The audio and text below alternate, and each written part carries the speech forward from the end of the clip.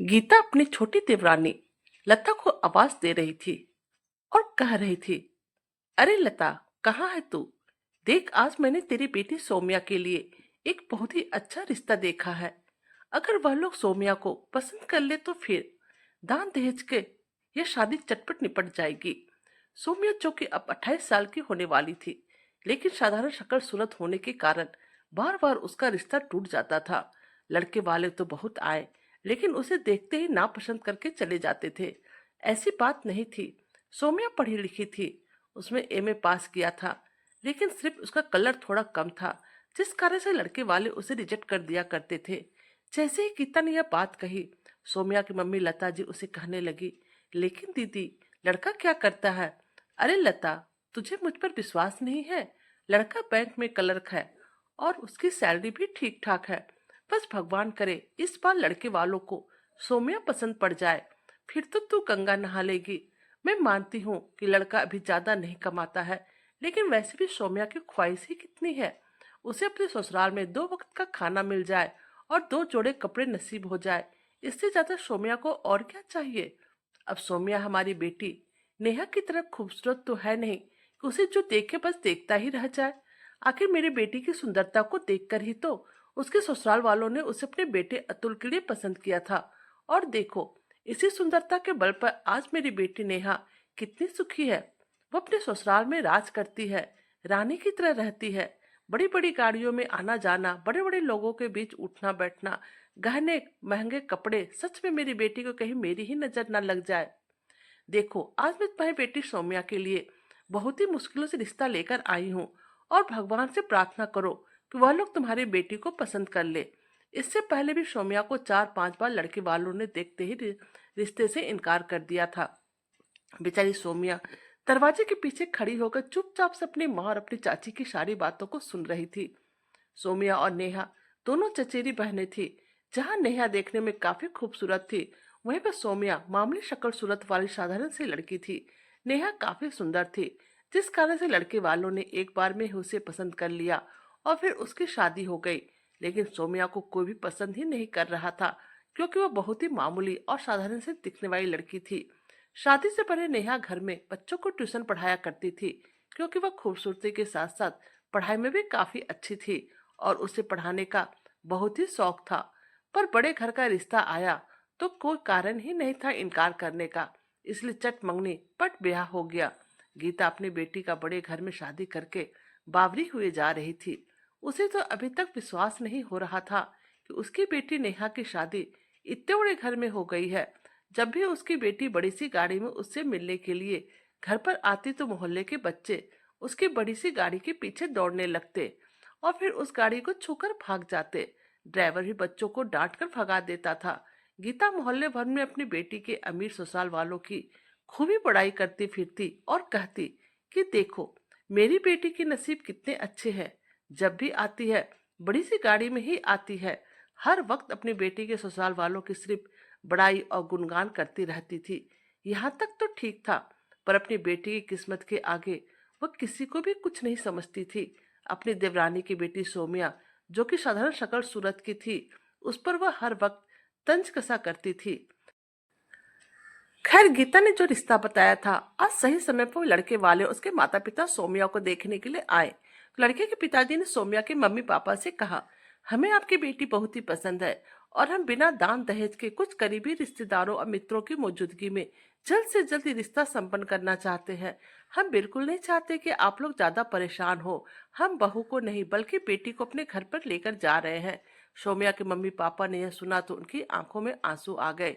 फिर सौम्या के पिता के द्वारा नेहा के ससुराल वालों को भी सौम्या की शादी का निमंत्रण भेजा गया। लेकिन शादी वाले दिन नेहा अकेले ही उस बड़ी सी गाड़ी में आई और उसके साथ कोई भी नहीं आया। अरे बिटिया, अकेले आई? दामाद जी साथ में नहीं आए?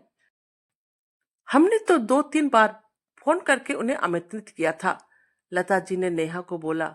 अभी नेहा कुछ बोलती, इससे पहले उसकी माँ गीता कहने लगी, इतनी बड़ी गाड़ी में आई है मेरी बेटी, वह क्या कम है?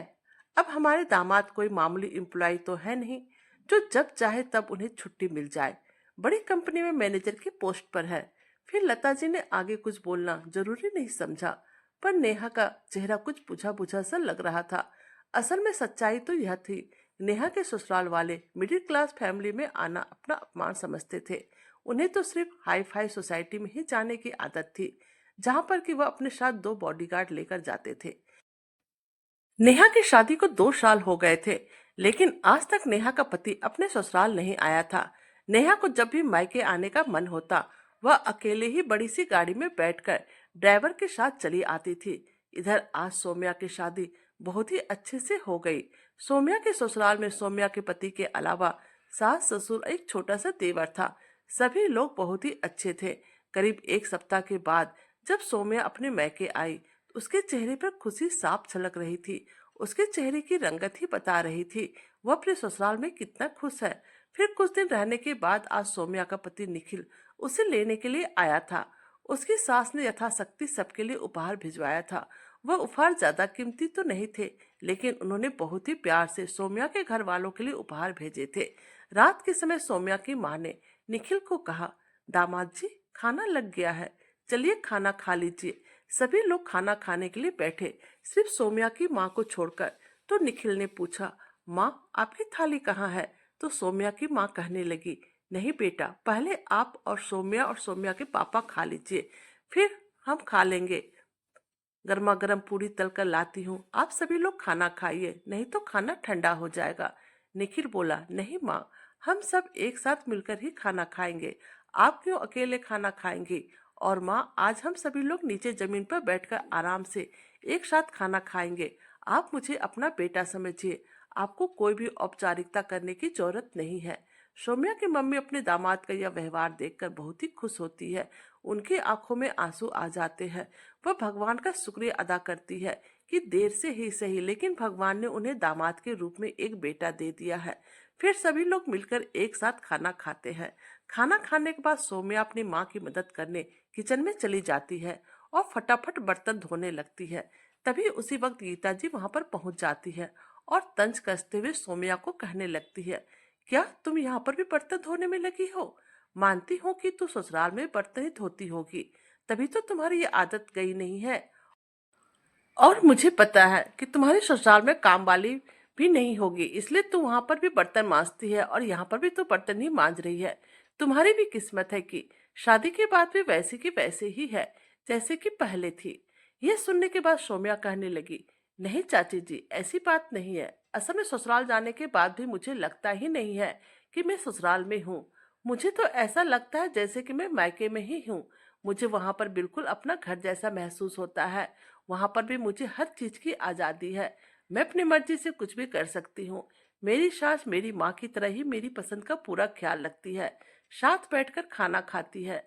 और कभी कभी जब मुझे माँ की ज्यादा याद आने लगती है, तो फिर मुझे अपने हाथों से खाना भी खिलाती है। और मेरी सास और मैं दोनों ही मिलजुल कर घर के जल्दी जल्दी सारे काम कर लेते हैं।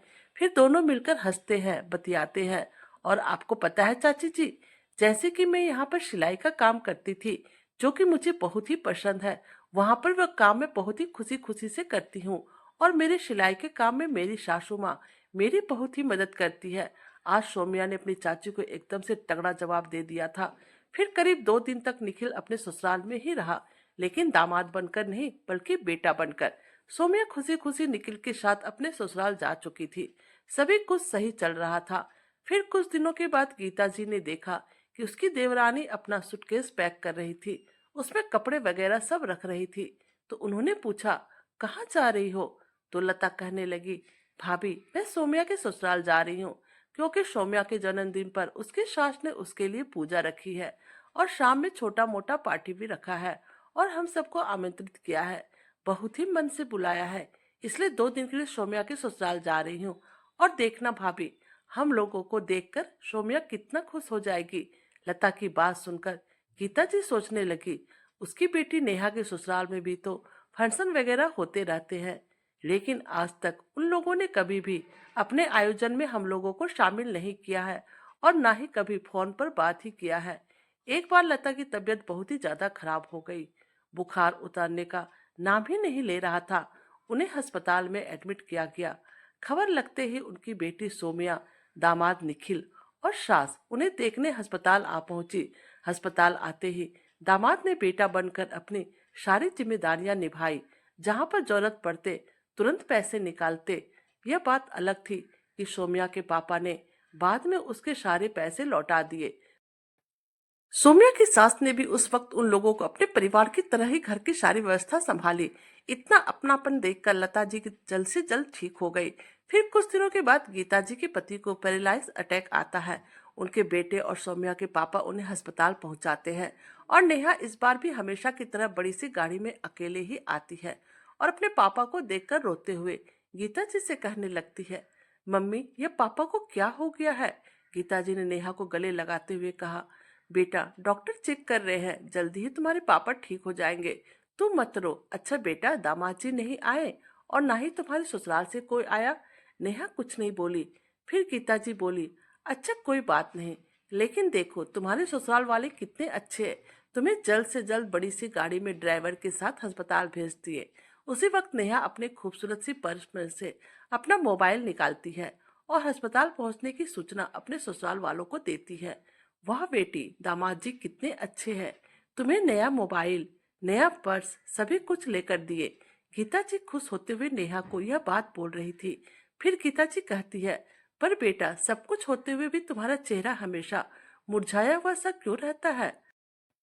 आखिर क्या कमी है तुम्हारे ससुराल में, इतने पैसे वाले लोग हैं, तुम इतने अच्छे से रहती हो, हमेशा इतनी बड़ी और महंगी गाड़ी में आती रहती हो, महंगे से महंगे कपड़े पहनती हो, फिर भी तुम मुझे खुश क्यों नहीं लगती हो। और एक उस सौम्या को देखो, जब से उसकी शादी हुई है उसका चेहरे पे कितना निखार आ गया है, हर वक्त चहकती रहती है और जब भी ससुराल से आती है उसके चेहरे पे अलग से चमक रहती है, हर वक्त हंसती रहती है, मानो जैसे उसे कोई कुबेर का खजाना मिल गया हो। परंतु बेटा तुझमें मुझे वह बात नहीं दिखती है जो मुझे सौम्या में दिखती है। अपनी मम्मी के मुंह से यह सब सुनकर नेहा फूट फूट कर रोते हुए कहती है, मम्मी आपको सिर्फ मेरे ससुराल की शान और शौकत दिखाई देती है, परंतु आपको अपनी बेटी का दुख दर्द कभी भी दिखाई नहीं दिया है। नेहा अपनी माँ के सामने बिलक बिलक कर रो पड़ी थी और कह भी रही थी, माँ मेरे पास महंगे पर्स है पर मुझे 1 रुपये भी बिना इजाजत खर्च करने की आजादी नहीं है। महंगी गाड़ी तो दी है मेरे ससुराल वालों ने, परंतु मेरे साथ मेरे गरीब मायके में आने को कोई तैयार नहीं होते। मेरे पति को तो घुट्टी पिलाई गई है कि ससुराल जाने से दामाद की इज्जत घट जाती है। आपके दामाद जी तो हमेशा अकड़ में ही रहते हैं और अपने आप को ना जाने क्या समझते रहते हैं। ससुराल में पार्टी आयोजन तो बहुत किए जाते हैं, लेकिन माँ कभी भी मेरे अपनों को आमंत्रित नहीं किया जाता है। माँ आप बताइए, मेरी शादी को 2 साल हो गए, लेकिन क्या अभी तक आपको और पापा को मेरे ससुराल वालों ने कभी भी किसी भी फंक्शन पे बुलाया है। उन लोगों को मेरी पसंद से कोई मतलब नहीं है। मैं तो आपसे और पापा से मिलने के लिए भी बहुत ही जिद करके आती हूँ। केवल सुंदर कपड़े बड़ी गाड़ी और बड़ा घर हो जाने से कोई खुश नहीं रह सकता है। खुशी तो उसे अपने पति के प्यार और इज्जत से ही मिलती है, जो कि मेरे नसीब में बिल्कुल भी नहीं है। मैं चाहती हूँ कि आप और पापा मेरे ससुराल आए, आपको भी प्यार और सम्मान मिले, लेकिन आप लोगों को मेरे घर आने की इजाजत नहीं है, क्योंकि मेरा मायका गरीब है। मेरे ससुराल वाले सिर्फ अमीर लोगों से ही रिश्ता रखते हैं। वह लोग मुझे अपनी बहू ना समझकर घर में सजाने वाले कोई 100 पीस की वस्तु समझते हैं। आपको तो पता ही है कि मुझे छोटे बच्चों को पढ़ाने का कितना शौक था। मैं चाहती थी कि मैं अपना यह शौक कायम रखूं, लेकिन मुझे इसकी इजाजत बिल्कुल भी नहीं है। आप हमेशा सभी से कहते रहती है कि मेरी बेटी बहुत ही खुश नसीब है और सौम्या के भाग में कोई भी सुख नहीं है, क्योंकि सौम्या ने ना ही मायके में कभी पैसा देखा और ना ही अब अपने ससुराल में पैसे देख रही है। हाँ उसका पति कमाता है, लेकिन इतना ही कमाता है कि जिससे महीने भर का खर्च किसी तरह से चल जाए। लेकिन माँ मैं जानती हूँ कि सौम्या बहुत ही भाग्यवान है और उसके दोनों हाथों में लड्डू हैं, क्योंकि उसे मायके और ससुराल दोनों जगह का भरपूर प्यार मिला है। उसे अपने ससुराल में वह इज्जत मिली है जो कि बहुत ही खुशनसीब वालों को मिलती है। और यह तो आप भी जानती है कि बेटियां को अपने मायका कितना प्यारा होता है। अगर उनके माँ बाप के बारे में कोई एक शब्द भी बोल दे, वो खून के आंसू रोने लगती है। और माँ मेरे ससुराल में रोज मैं खून के आंसू रोती हूँ। हर वक्त मेरा मायका गरीब होने का ताना दिया जाता है। माँ इंसान अमीर तब तक होता है जब तक उसका पूरा परिवार उसका साथ हो, मायका भी और ससुराल भी। माँ पैसों में बहुत ही गर्मी होती है और वह सबसे पहले रिश्ता जलाकर राख करती है। मैंने आज तक नहीं देखा कि मेरे ससुराल में एक साथ बैठकर कोई भी खाना खाते हैं। सभी लोग अपने अपने कमरे में ही खाना खाते हैं। मुझे तो मेरे सास ससुर हर वक्त गरीब घर की बेटी होने का ताना देते हैं। माँ, मेरे ससुराल में मेरा बार बार अपमान किया जाता है, जिस कारण मेरे आत्मसम्मान को ठेस पहुंचती है। आपके द्वारा भेजी गई मिठाई सीधा ड्राइवर या मालिक को दे दिया जाता है। माँ, सोम्या का पति सही मायने में अमीर है और वह बहुत ही खुश नसीब है। सोम्या के चेहरे पर सच में सच्ची मुस्कान है, जो कि उसके दिल से निकलती है, क्योंकि उसके पति ने उसे सच्चा प्यार के साथ साथ सम्मान भी दिया है और साथ साथ उसके मायके वालों को भी दिल से अपनाया है। अपनी बेटी के मुंह से यह सब सुनने के बाद आज गीता जी की आंखें भर आई और कहने लगी, हाँ बेटा, तू ठीक कह रही है। बेटी सोमिया सच में बहुत ही खुश है और खुशियों को पैसों से नहीं तोलना चाहिए। दोस्तों, सिर्फ ऊंचे अमीर घर में शादी करने से बेटी को संसार के सारे सुख नहीं मिल जाते। अगर ससुराल में बेटी को सम्मान और अपनापन मिले तो वह छोटे से घर में भी खुश रहकर बरकत के साथ सब कुछ कर लेती है। आपको कहानी कैसी लगी, प्लीज कमेंट करके बताइएगा। हमारे चैनल पर नए हैं तो हमारे वीडियो को लाइक, सब्सक्राइब और शेयर कीजिएगा। Thank you.